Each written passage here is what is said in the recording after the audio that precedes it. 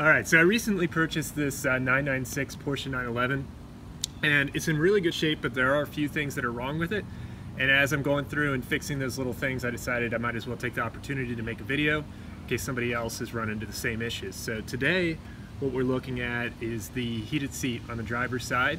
It does not work. When you press the heated seat button, the light turns on, it turns back off immediately. I did a little preliminary research, and it turns out it can be one of three things. So it can be the switch itself, which would be fairly easy to replace.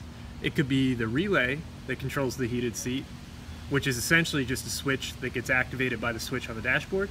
Or it could be the heating element in the seat itself. I've read about those actually shorting out. So for this job, we're gonna kind of just go through the process that I would follow. I'm not exactly sure what it is yet, so I'm just gonna kind of document it to show kind of the troubleshooting process that I like to use. And you'll want one of these. So it's a digital multimeter. You can buy these for like $5 at Harbor Freight. They sell nicer, more expensive ones. This one was a little bit more expensive. By no means necessary for this particular job. You don't need a precision instrument. We're just going to be checking primarily for continuity. Great thing to have, especially if you're trying to troubleshoot or diagnose any electrical systems. So let's go ahead and get started. So this is obviously a 911, and these steps are going to be specific to this car. However, if you have a different vehicle, there's no reason why the same kind of logic and troubleshooting process shouldn't be applicable to just about any make and model that has heated seats. So we're going to be going through it for this particular car, but hopefully it'll help out anybody else that's trying to diagnose why their heated seat doesn't work. So some other useful tools for this type of job, because we are going to be taking apart some interior pieces, which typically I hate taking apart anything in the interior because the little clips tend to get brittle over time and they have a tendency to crack, and then you screw things up, and as usual they're typically pretty expensive. But I found taking it somewhere, which seems like a good alternative because you can let somebody else mess with that, doesn't always end well. I found that typically I'm more careful with my car than anybody else is, and when I get it back from a shop I always find things that are broken anyway. So at least this way I know what's broken and I can go back and fix it if anything does get messed up. So some useful tools to have are these little plastic tools for prying interior pieces apart so you don't damage anything with a metal screwdriver. And I've got a couple little, plastic utility tools that I can use to try to pry some of these panels off without breaking them or damaging them. So the first thing I want to test are the switches. I feel like that's going to be the easiest thing to get to. In this particular car, they're identical. There's no reason why you can't switch the one from the driver's side and the passenger side, which is a great way to kind of narrow things down. Since I know the one on the passenger side works fine, I can put it on the driver's side and see if it works. If it does, then it was just a switch. I need to order a new switch. If not, we're going to continue to the relay.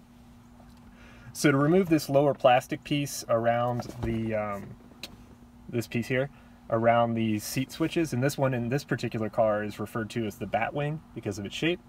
I've read that it's easiest to remove the side panels on either side, so I've already started doing it. This piece actually came off fairly easily. It popped off. I started at the front using a plastic tool between the pieces of the trim. It popped off at the top and the bottom, and then similarly at the back, and it doesn't seem like there was any damage to it, so far so good. Now, from what I've read, this piece just pulls out, so I'm going to see if I can get my plastic tool behind this and just lever it out, and that should give me access to the switches.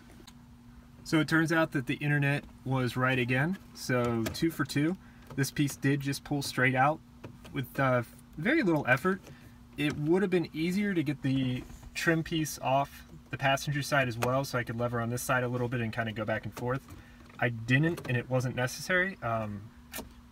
It's really, I guess, personal preference. I managed to do it this way and it worked, so all good. Now, what I've noticed are the wires connected to the heated seat switches are fairly short, so I can't really get behind it very well, so I'm going to have to find out how to either disconnect those or actually remove the switches from this piece of trim to take it all the way off so I can swap the switches. Alright, more progress. So it turns out that the switches actually just plug into this plastic plug. So there's one on the driver's side and one on the passenger side, and they just need to kind of be pried off very slowly and carefully so you're not scratching the interior pieces together. I have the driver's side one out. Next up is the passenger side one, and then I'll have the switches and the trim piece separate, and I can carefully remove them so I can start troubleshooting and testing. The trim piece and the switches have been completely removed. So here they are. I was looking at the back of them and it looks like there's just little clips that you can use to remove the switches from the trim. However, I don't think it's going to be necessary for just this simple test that I'd like to do.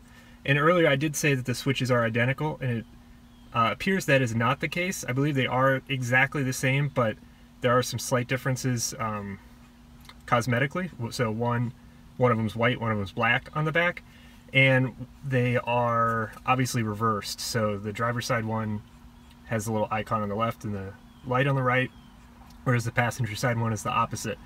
However, if you look at the back, their orientation is just flipped over. So I think it is the same part, just different cosmetically, one for the passenger, one for the driver's side. So for the purposes of this test, I was able to just install the passenger side one upside down on the driver's side one, and we're gonna go ahead and see if it works. So I turn the ignition on and press the heated seat button, and I'm not sure if you can see that. I'm getting the exact same result. So the light comes on, it goes off. So as I suspected, it's not a switch issue, and it's a little bit further down the line. I actually believe it's a short in the heating element, which is unfortunately the most difficult to repair, but we're gonna go ahead and check the easier stuff first, just to be thorough and before we actually tear the seat apart. Right, so now I'm reasonably certain that there's nothing wrong with the switches themselves, these guys. So I'm going to go ahead and put this back in because the next kind of mode of troubleshooting is going to be looking at the relay to see if the relay is functioning properly, which in this case they're swappable, passenger driver side, so I'm going to perform the same test on the relays and see if that fixes the heated seat. So stay tuned because I have to find out where the relays are.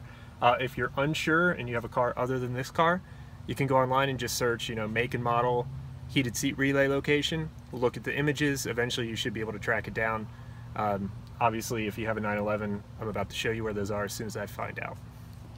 All right, jumping in real quick with an explanation. So I filmed the first half of this video a year ago, and then it started getting cold, and I just wasn't motivated to take the seat out of the car and continue the troubleshooting until earlier this week.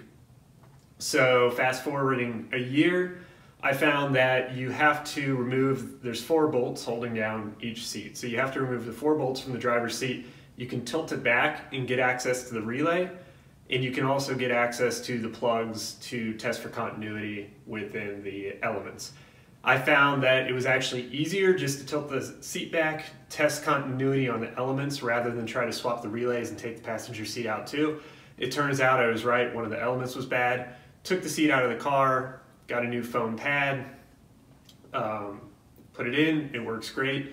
And then I filmed it when it was out of the car to show you where those leads are to test the elements and where the relay is as well, if you want to test that. A quick note on removing the 4 bolts that hold the driver's seat down, because they're extremely tight and they're a strange kind of size. They're like the star-shaped head. So when I say they're tight, they're like breaker bar tight. They're in there really tight. I was able to do it. I didn't have the right socket, but I did have this. So I found that a 6-point, not a 12-point, a 6-point 3/8 inch socket worked for removing those without damaging them. So I think the 6-point is the key because it's not going to slip like a 12-point might. If you have the right tool, great. That's what I would recommend. I'd also recommend going out and getting one, but the stores were closed and I wanted to try this and it worked fine. So I was able to get them out with a 3/8 6-point, and then I put it on a breaker bar and was able to get it out. A real quick overview of kind of the troubleshooting process. So in terms of heated seats, you really have three things that can go wrong outside of wiring, which generally doesn't happen unless your car's been flood damaged or destroyed in some way, caught on fire. So you have your switch, which goes to a relay, which goes to the element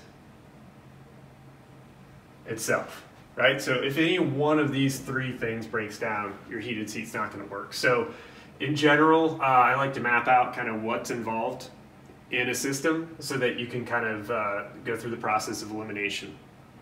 We started with the switch because it was the easiest to get to. It was also the cheapest to replace. Unfortunately, it wasn't the switch. The switch worked fine. Then it came down to the relay and the element. So removed the driver's seat, looked at it. It was actually easier just to test the elements because you can hook a voltmeter to the leads. If you don't get continuity, it means there's a break and the element's bad, which makes a lot of sense because if you think about it, a heated seat element gets a lot of flexing and wear and tear, especially the driver's side, because people are getting in and out and sitting on it So over time, weak points develop, it becomes brittle, shorts out, and you need to replace the element as a whole.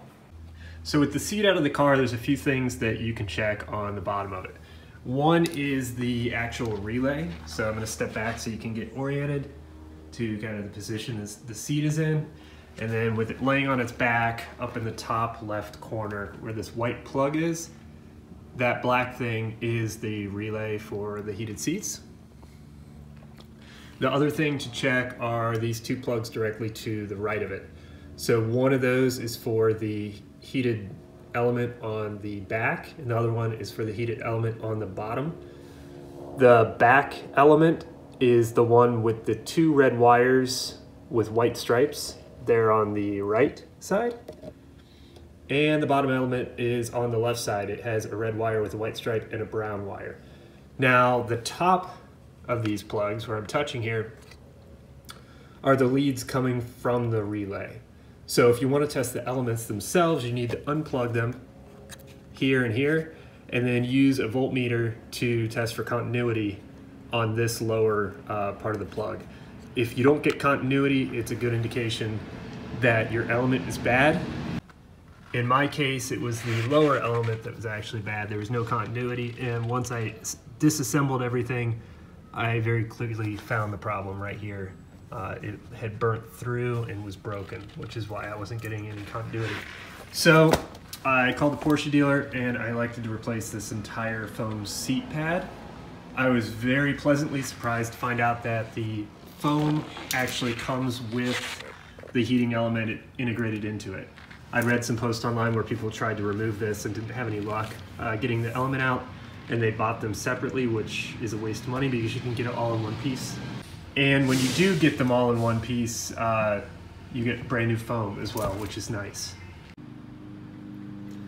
Couple quick tips for when you're reassembling your seat, putting the leather back on your new cushion. I found that it's kind of tricky to get the hog rings down there and get them started. And the best luck that I had was to actually get the hog rings started on the pliers, get it through the cloth and over the little metal bar on the seat cover, and then start pinching it shut and get it to the point where, I don't know, about that close the tips of each side are, and then push it, bend the cushion back a little bit, push it down in there, and just kind of push it down in and clamp it at the same time so that it goes around that metal piece in the cushion. Initially, I tried folding the cushion all the way open like this to do it, and it caused it to rip in a couple places. This is my old one, so it doesn't matter. But you really just need to kind of shove the hog ring pliers down in there and clamp around, and it's okay if you catch a little bit of foam in there, but you want to make sure it goes under the metal bar that's running through here. The other tip I want to show you relates to these little plastic tabs. So these are kind of tricky to do, and you need to push from the other side. These are attached to the cover. Get them to go through the foam and then through the plastic frame. And I found the easiest way to do this is to push them through, and you really have to do it by hand because I was afraid of tearing the leather. But push them through and get them started to the point where you can take a small screwdriver, and this one's already obviously popped through and it's good to go. But once you get it started, you can kind of work a screwdriver in there and get it hooked. And then I took a pair of needle nose pliers, and with one hand on the screwdriver, one hand on the needle nose pliers, work these under there, and they acted as a fulcrum to pull this up until it pops into place. So rather than doing it from the back and trying to push and hurting your fingers, which I did on the first few of these, once you get it started, you can actually pull it through from this side using a flathead screwdriver in that slot and levering it with another screwdriver or a pair of pliers. So I found that to be the easiest way to do it and avoid damaging anything. I hope this video helped. If you have any questions, feel free to post them in the comments. Please like, comment, and subscribe.